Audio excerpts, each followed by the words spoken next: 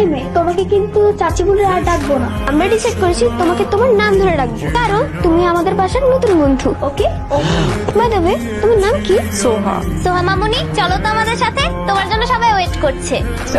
চলো। এটা কি? এখানে সবার সামনে রুমে আসো।